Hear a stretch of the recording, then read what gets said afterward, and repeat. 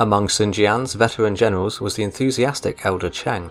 It's indicated that he was the oldest out of the Wu frontline generals and would go on to fight for 3 generations of the Sun family. He was born gallant and gained great merits throughout his many battles, but a lot of the details about his vast military career are scarce. He was from Yubeiping Commandery, Duyin County, where he started his career as a minor official in the local commandery offices. He was good-looking, resourceful, and well-versed in military strategy, so he later came to serve Sun Jian during the Yellow Turban Rebellion. He fought hard for Sun Jian, who also battled on the forefront at Wan before climbing onto the city walls alone. Cheng Pu swarmed in with the rest of the allies under Zhu Jun, eventually defeating the rebels and driving them out of the commandery. Years later, Cheng Pu was named at the Battle of Yangren, where Sun Jian scored a brilliant victory against Dongzhuo's disunited armies led by Hu Zhen, Lu Bu, and Hua Xiong, with the latter meeting his end in this conflict. While advancing through Luoyang, they stopped to restore order to the old capital. Sun Jian was alerted by his men to a faint light emitting from a well, where they found a dead lady with the imperial seal in a silk bag around her neck. Cheng Pu advised Sun Jian to keep the seal for himself, so he warned his men not to reveal anything about the discovery. Throughout these early campaigns, Cheng Pu had been wounded multiple times, besieged several cities, and fought on many fields of battle. By now, his body was already covered with battle scars. After Sun Jian died, Cheng Pu continued to use his blade for his successor Sun Ce, and accompanied him on his conquests in the Jiangdong region. He fought with distinction in many battles, where he aided the little conqueror in capturing 7 different counties and commanderies. He was rewarded with 2,000 given troops and gifted 50 horses, then went on to earn even more deeds in battle in the conquests of Wu Cheng, Shimu, Bowmen, Ling Chuan, and Yu Hang. Zhou Yu was known to be a magnanimous and generous man who won the hearts of many people with his character. He could not get along with Cheng Pu, however, because he was much older and so often belittled him, but Zhou Yu tolerated it. This response eventually impressed Cheng Pu, so he changed his attitude, which Zhou Yu respected. Cheng even remarked, "Being with Zhou Gongjin is like drinking the finest of wines. You get carried away and become drunk before even realizing it."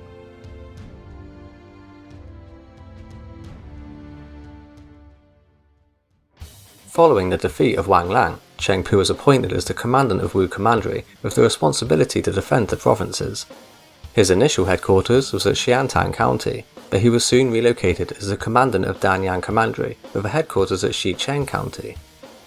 Sun Ce eventually went to attack Zhu Lang, who had previously once beaten him, but by now he had been forced to a life of banditry in the mountains.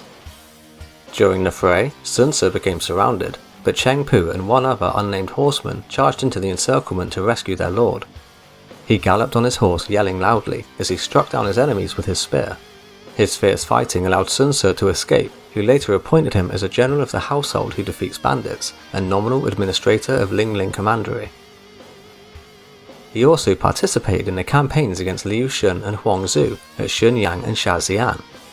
The wildly successful battles for Sun Ce completely sealed his conquest over Yang province, whereafter Cheng Pu returned to his garrison at Xicheng with flying colours, having earned top merits in Sun Ce's campaign, followed by Shu Kun, then Lu Fan.